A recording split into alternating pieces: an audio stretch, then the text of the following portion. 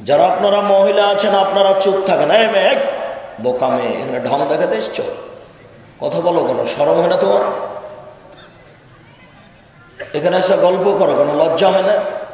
এমনি তো তুমি ফ্যাশন বোরখা পরে আছো, ফ্যাশন বোরখা আবার পোশাক হয়। তোমারও লজ্জা নাই, তোমার স্বামীরও লজ্জা নাই, তোমার বাপেরও লজ্জা নাই। তুমি পা বাড়াইলে আর এক কালার বের হয়, এটা তোমার বোরখা হয় কি করে? শরম পাও না তুমি? আর আর তুমি সামনে এটা এত সাড়া দাও কেন? তোমার মা তো ওখানে বসে আছে ফ্যাশন বোরখা পরে, তোমার মা তো, শরম পাও না? তোমার মাকে বলে দাওনি যে আব্দুর রাজাক সাহেব এসেছেন ফ্যাশন বোরখা পরে যায়েন না, আমিও কষ্ট পাবো, আপনিও কষ্ট পাবো। তোমার মার একটু শরম হয় না? তোমার মা লজ্জা বেঁচে খেয়েছে, তোমার বাপ লজ্জা বেঁচে খেয়েছে, আপনারা বাপ বেটি লজ্জা বেঁচে খেয়েছে। আপনার মেয়ে তো এখন ফ্যাশন বোরখা পরে বসে আছে। ফ্যাশন বোরখা পোশাক হয় কি করে? যার পোশাকের দিকে আরো 5 জন তাকিয়ে দেখবে, তো সেটা পোশাক হলো কি করে? সেটা হয় কি করে? একটা মানবতা নেই, একটা বিবেচনা নেই, লজ্জা শরম ইতস্তবোধ কিছু নেই। লজ্জা শরম বিক্রি করে খেয়েছে। রাসূল সাল্লাল্লাহু আলাইহি সাল্লাম বলেন, আল হায়াউ মিনাল ঈমান আল ঈমান ফিল জান্নাহ। লজ্জাই হচ্ছে ঈমান, আর ঈমানই হচ্ছে জান্নাত। লজ্জা নেই যার, ঈমান নেই তার। তোমার মা তাহাজ্জুদ পড়লে কি হবে? তার ঈমান নেই। তোমার মা একজন বেশরমা মহিলা, লজ্জাহীন মহিলা, সে ফ্যাশন বোরকা পরে কি করে?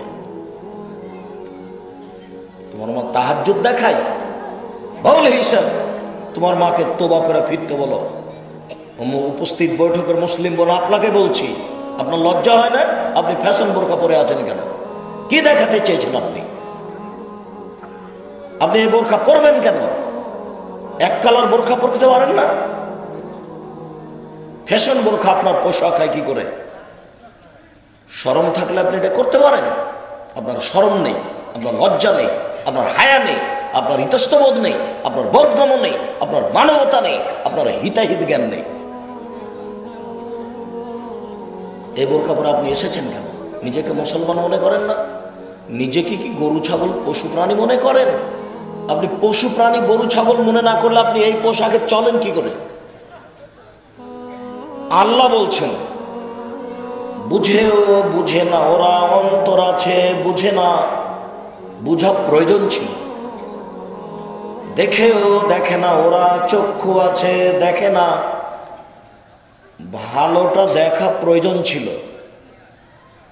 শোনেও শোনে না ওরা, কান আছে শোনে না, ভালোটা শোনা প্রয়োজন ছিল।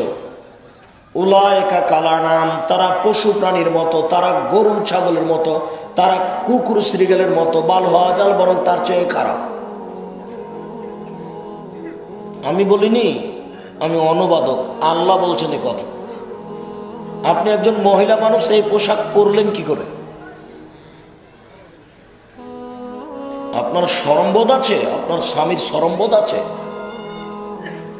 এই মেয়ে, তোমার লজ্জাবোধ আছে? তোমার বাপের লজ্জাবোধ আছে? তোমার বাপ এমনিতেই তাহাজ্জুদ পড়ে।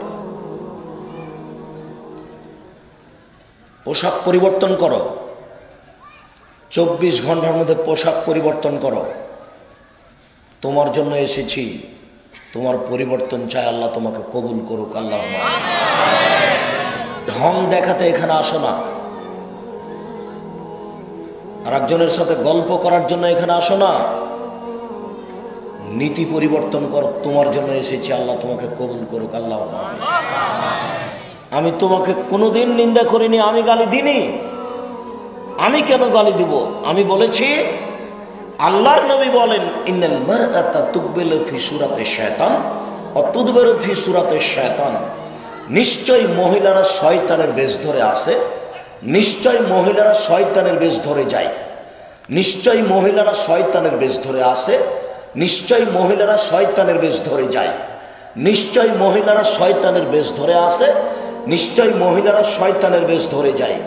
আল্লাহ নবী বলেন, ইন্নান নিসা হাবাইলুশ শায়তান, নিশ্চয় মহিলারা শয়তানের জাল, নিশ্চয় মহিলারা শয়তানের জাল, নিশ্চয় মহিলারা শয়তানের জাল। আমি আপনাকে শয়তান বলিনি, আমি একজন অনুবাদক মাত্র। আপনাকে আমি শয়তান বলবো কেন? আর আল্লাহর নবী বলেছেন মহিলারা শয়তানের বেশ ধরে আসে আর শয়তানের বেশ ধরে যায়। এই কথাতে তিনি কি খাদিজা রাদিয়াল্লাহু তাআলা আনহাকে শয়তান বলেছেন? নাউজুবিল্লাহ। তিনি খাদিজাকে শয়তান বলেননি। আপনাকেও আমরা খাদিজার মতো মনে করছি, আপনাকে আমরা আয়েশা রাদিয়াল্লাহু তাআলা আনহার মতো মনে করছি।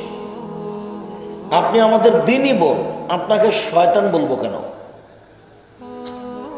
আপনি 1 মিনিট খাদিজাকে দেখবেন, 1 মিনিট আপনি একটু খাদিজা রাদিয়াল্লাহু তাআলা আনহাকে দেখেন। আবু হুরায়রা রাদিয়াল্লাহু তাআলা আনহু বলেন, যা জিবরাইল ইলা নবী সাল্লাল্লাহু আলাইহি সাল্লাম, জিবরাইল আল্লাহর নবীর কাছে আসলেন। আবু হুরায়রা রাদিয়াল্লাহু তাআলা আনহু বলেন, জিবরাইল আল্লাহর নবীর কাছে আসলেন, এসে বলছেন, হাজি খাদিজা আতাত ইলাইকা মা হায়না, ওই যে খাদিজা, ওই যে দেখেন খাদিজা আপনার কাছে আসছে। তার হাতে আছে একটা বাটি, তাতে আছে খাদ্য, তাতে আছে তরকারি, তাতে আছে খাদ্য, তাতে আছে তরকারি। ওই যে খাদিজা আসছে আপনার কাছে, তার হাতে আছে একটা বাটি, তাতে আছে খাদ্য, তাতে আছে তরকারি। খাদিজা যখন আপনার কাছে আসবে তখন আপনি বলবেন, ফাকরা আলাইহা সালামা মিন রব্বিহা ও মিন্নি। আপনি বলবেন, খাদিজা আল্লাহ তোমাকে সালাম দিয়েছে। তারপরে বলবেন, খাদিজা জিবরাইল তোমাকে সালাম দিয়েছে। অবাসের বিল জান্নাত, তাকে একটা জান্নাতের সুসংবাদ দিবেন, খাদিজা তোমার জন্য জান্নাতে একটা ঘর বানানো হয়েছে হীরা মুক্তা মানিক্য দ্বারা, যেখানে কোনো হইচই নেই। এটা খাদিজা আসলে বলে দিবেন। আপনাকে খাদিজার মতো মনে করি। জিবরাইল বলছেন আমাদের নবীকে, জিবরাইল আলাইহিস সালাম আমাদের নবীকে বলছেন, ওই যে খাদিজা আসছে। তার হাতে একটা বাটি আছে, তাতে আছে খাদ্য, তাতে আছে তরকারি। খাদিজা যখন আপনার পাশে আসবে তখন আপনি খাদিজাকে 3টা কথা বলিয়েন। 1, খাদিজা আল্লাহ তোমাকে সালাম দিয়েছে। 2, খাদিজা জিবরাইল তোমাকে সালাম দিয়েছে।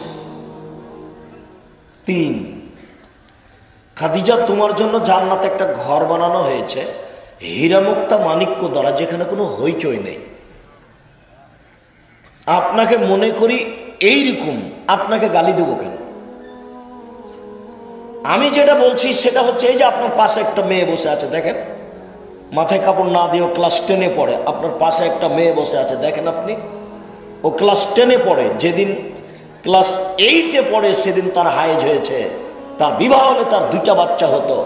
এখন বসে আছে মাথায় কাপড় না দিয়ে, এ হলো শয়তান। এরই কথা বলছে, এ হলো শয়তান। ওই যে আপনার পাশে আছে, দেখেন এ হলো শয়তান।